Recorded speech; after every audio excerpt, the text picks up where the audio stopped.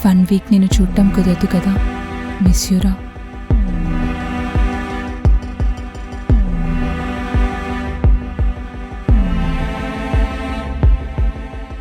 ఆ కిస్ కంప్లీట్గా నా మైండ్ని డిస్టర్బ్ చేసింది.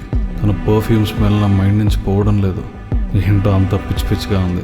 అలా 1 వీక్ గడిచిపోయింది.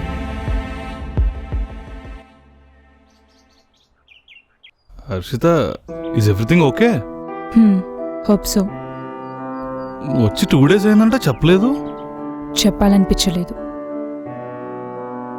ఏమైంది హర్షిత? ఏం మాట్లాడుతున్నావు? అదే ప్రాబ్లం అర్జున్. ఏది గుడ్డో ఏది బ్యాడో తెలియడం లేదు. బికాజ్ ఆఫ్ యూ 24 hours నిన్ను మిస్ అవుతున్నా అనే ఫీలింగ్. ఇంట్లో ప్రశాంతత లేదు. పేరెంట్స్ని చీట్ చేస్తున్నా, వాళ్ళ నమ్మకాన్ని బ్రేక్ చేస్తున్నా అనే ఫీలింగ్. ఇవన్నీ నాకొద్దు. I have promises to keep Arjun and I need to fulfil my parents dreams.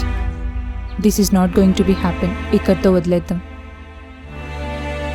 వదిలేద్దాం అనే మాట వద్దు. నేను కలవను, మాట్లాడను. నీకు ఫ్రీ ఉన్నప్పుడే కలుద్దాం, మాట్లాడదాం. ఓకేనా? నేను అలాగే అనుకున్న ఆ రోజు చర్చిలో. But I can't. ఈ ఫీలింగ్ని నేను కంట్రోల్ చేయలేకపోతున్నా. తప్పు చేస్తున్నా అనిపిస్తుంది. ఇలా అయితే నేను హ్యాపీగా ఉండలేను, నిన్ను హ్యాపీగా ఉంచలేను. నీతో ఆర్గ్యూ చేయాలని లేదు హర్షిత.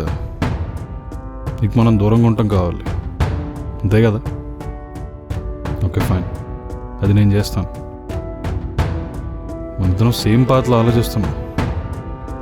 నువ్వు నీ లైఫ్, జాబు, కెరీర్ బాగుండాలనుకుంటున్నావు. లైఫ్లో జాబు, కెరీర్ మాత్రమే కాదు, లవ్ అండ్ లైఫ్ పార్ట్నర్ కూడా చాలా ఇంపార్టెంట్. నీకు తెలుసుకున్న మెచ్యూరిటీ వచ్చిన రోజు నా దగ్గర రా. వెయిట్ చేస్తుంటాను. వెళ్తున్నా. కోపంతో కాదు, నువ్వు మళ్ళీ వస్తాను నమ్మకంతో వెళ్తున్నా.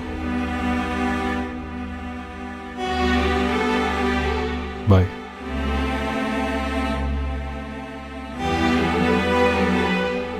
పిచ్చిదానా, ఎందుకు ఇలా చేసావు?